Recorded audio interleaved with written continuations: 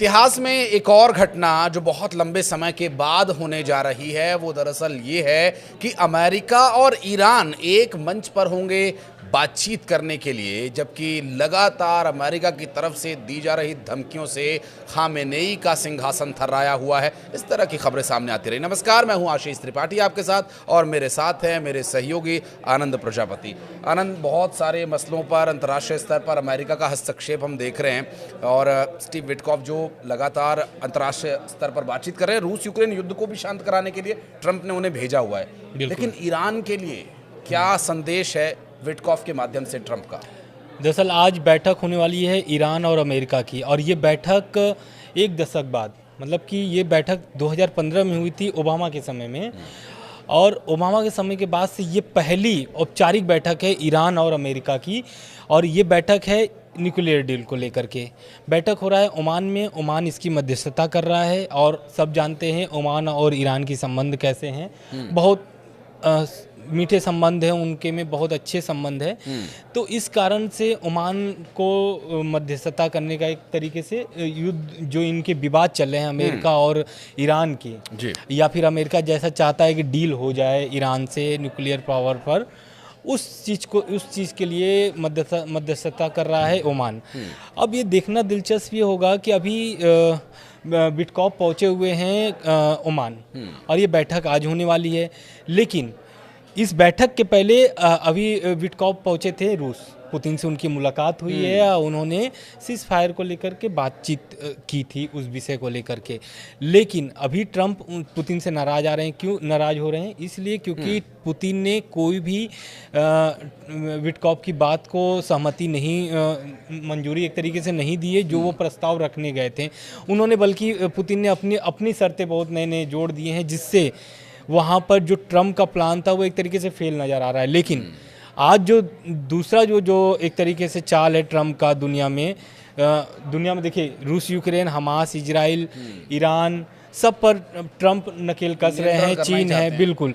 लेकिन आज की जो बैठक है वो बहुत महत्वपूर्ण है और इस बैठक से स्पष्ट हो जाएगा कि आने वाला दिन ईरान और अमेरिका के लिए कैसा होगा। साथ में ईरान के जो दोस्त हैं रूस और चीन, इन पर भी बहुत गहरा प्रभाव पड़ेगा अगर आज की डील जैसी भी होगी। अगर डील सफल होती है तो जाहिर सी बात है तब फिर भी रूस और चीन को ही सहना पड़ेगा, क्योंकि अगर डील सफल होगी तो कहीं ना कहीं ईरान इसमें कमज़ोर नज़र आएगा। दूसरा बात, अगर ईरान डील नहीं करता है तो इस पर ट्रंप पहले भी धमकी दे चुके हैं। आज उनके प्रेस सचिव, ट्रंप की जो प्रेस सचिव है, उनका बयान आया है और उन्होंने बोला है कि जो आज ओमान में बैठक होने वाली है ईरान के साथ, अगर ये बैठक सफल नहीं होती है तो ट्रंप सैन्य कार्रवाई के लिए तैयार हैं। और इस चीज़ को लेकर के ईरान को समझना पड़ेगा कि न्यूक्लियर डील कितना अहम है अमेरिका के लिए। ये तो देखिए, ये वो चीज़ें हैं जो बिल्कुल स्पष्ट तौर पर अंतर्राष्ट्रीय स्तर पर चल रही है, लेकिन कुछ पर्दे के पीछे घटनाएं घटित हो रही, जैसे अयतुल्ला अली खामेनेई को एक चिट्ठी भेजी गई थी। उस चिट्ठी का मजमून क्या है? बिल्कुल, दरअसल ये चिट्ठी भेजी गई थी तो ट्रंप ने इस पर बयान भी दिया था। ट्रंप ने बोला कि मैंने ईरान के सुप्रीम लीडर को चिट्ठी भेजा है, लेकिन उसका अभी तक जवाब नहीं मिला है। तो उस पर ईरान की प्रतिक्रिया आती है, बोलते हैं वो तो मेरी चिट्ठी अभी तक मेरे पास पहुँची ही नहीं है। लेकिन जब लगातार धमकी अमेरिका की तरफ से मिलने लगती है तब अयतुल्ला अली खामेनेई का चिट्ठी जाता है, चिट्ठी का जवाब जाता है ट्रंप के पास। किसके माध्यम से? ओमान के माध्यम से।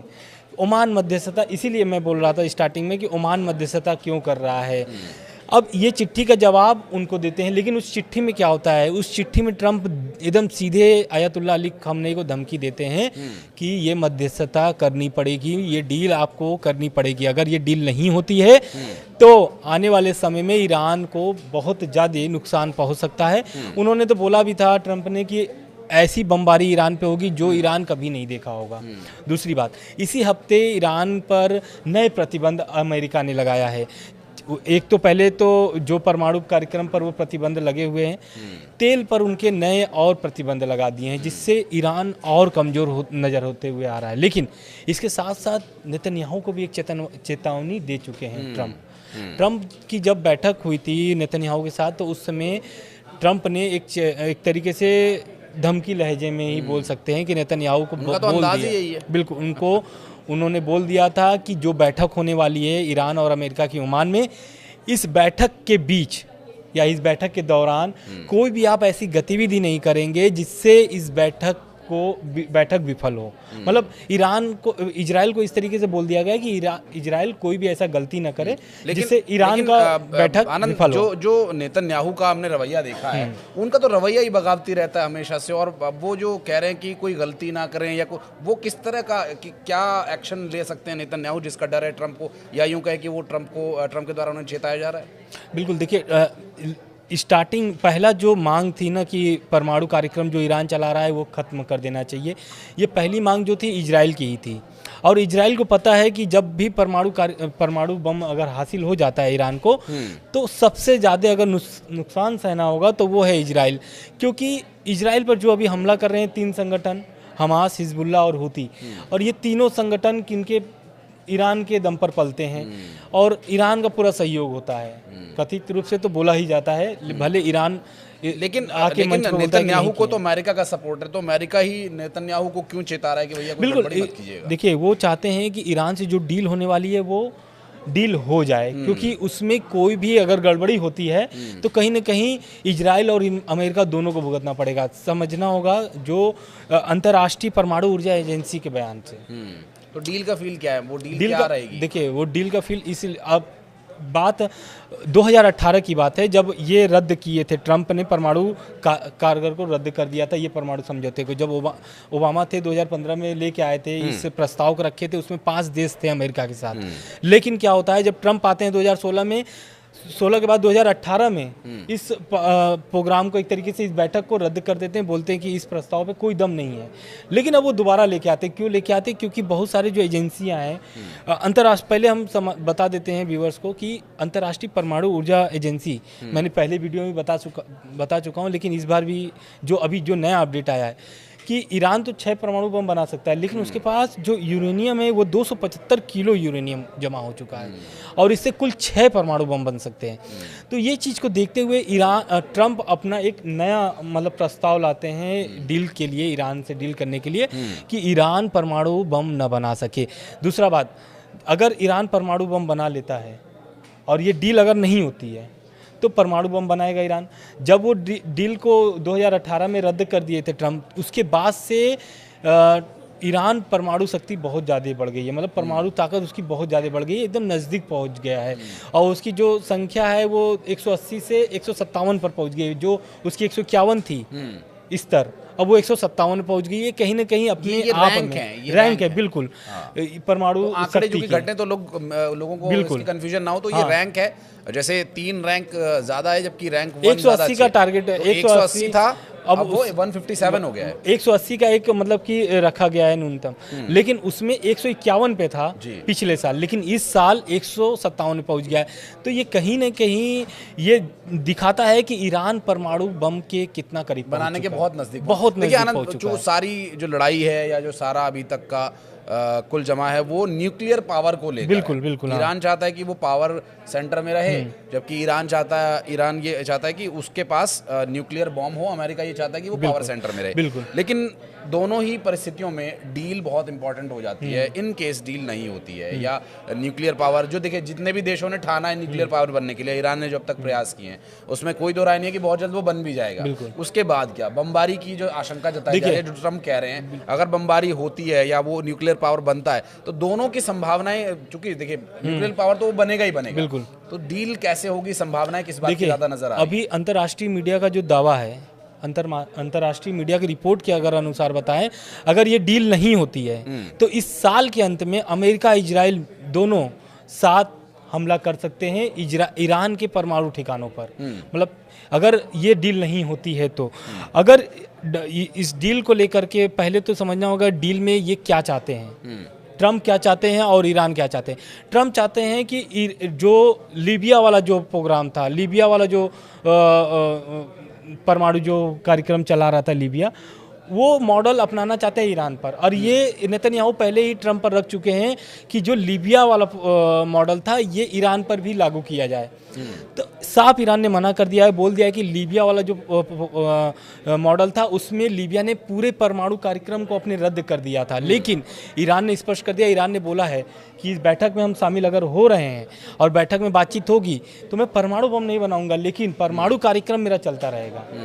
मतलब जो उनके परमाणु कार्यक्रम में जो हैं वो चलते रहेंगे, परमाणु बम वो नहीं बनाएंगे, ऐसे उनके दावे हैं। लेकिन अब यही दावे पर हो सकता है कि बात इनकी न बन पाए। अब बात अगर नहीं बनेगी तो इस साल के अंत में ईरान पर हमला हो सकता है। तो लेकिन आज की बैठक के बारे में, बिल्कुल आज की बैठक के बारे में चलते चलते क्या अपडेट देना चाहेंगे आप? देखिए, अपडेट तो ये देना चाहेंगे, तो पहले तो रूस ने अपने संसद में 20 साल का समझौता जो ईरान के साथ डील है वो प्रस्ताव पारित हो गया है संसद में, तो ईरान मजबूत वहाँ से नज़र आ रहा है। दूसरा पॉइंट, इराक में अपने सैन्य मतलब कि एक तरीके से बैलिस्टिक मिसाइलें भेज दी हैं अपने जो ईरान के समर्थित कट्टरपंथी जो संगठन है उनके लिए।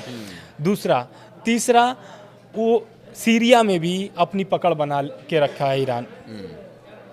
अगर मिडिल ईस्ट में अमेरिका का पकड़ सबसे अधिक है तो इजराइल के बाद है अफगानिस्तान, जो है बगराम एयरबेस। बगराम एयरबेस 4 साल पहले अमेरिका छोड़ चुका था, लेकिन अब वो वापस लौटा है पिछले हफ्ते। ऐसा दावा किया जा रहा है कि C-17 एयरबेस जो है वो वहाँ पर लैंड किया है, बगराम एयरबेस पर। और इस एयरबेस पर लैंड करने के बाद, C-17 लैंड करने के बाद मतलब ईरान में एक तरीके से अलग खलबली मच गई है। क्यों? क्योंकि ईरान और अफगानिस्तान का बॉर्डर सटा हुआ है। तो कहीं ना कहीं अगर पहले भी ईरान ने चेतावनी दे चुकी है, 6 देशों को, मुस्लिम देशों को चेतावनी दे चुका है ईरान। बोला है कि अगर बहरीन कतर है और UAE है, ओमान है, ये ओमान नहीं है, इन सभी जितने भी मिडिल ईस्ट में 6 देशों को उसने दिया है, वहाँ सभी जगहों पर सैन्य ठिकाने अमेरिका का। तो ऐसी खबरें भी निकल के आई थी कि अगर ईरान पर हमला होगा अमेरिका की तरफ से तो वो इन्हीं सैन्य ठिकानों से हमला होगा। इस खबर के बाद अफगानिस्तान पर पकड़ अपना मजबूत करने के लिए C-17 वहाँ पर लैंड किया है अमेरिका का। तो कहीं ना कहीं दोनों देश एक तरीके से अपनी चाल चल रहे हैं कि कोई किसी को कमज़ोर ना समझे।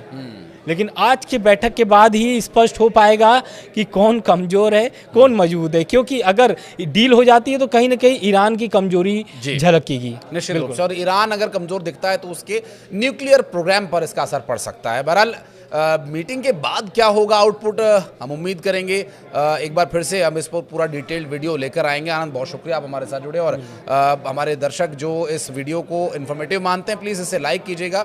और अगर फेसबुक पेज पर आप हमारा ये वीडियो देख रहे हैं तो पेज को भी लाइक कीजिए। और अगर यूट्यूब पर आप ये वीडियो देख रहे हैं तो चैनल को सब्सक्राइब कर लीजिएगा अगर आपने अब तक नहीं किया है। अंतर्राष्ट्रीय विषयों को आसान भाषा में इसी तरह से समझाने के लिए, समझने के लिए फिर मिलेंगे।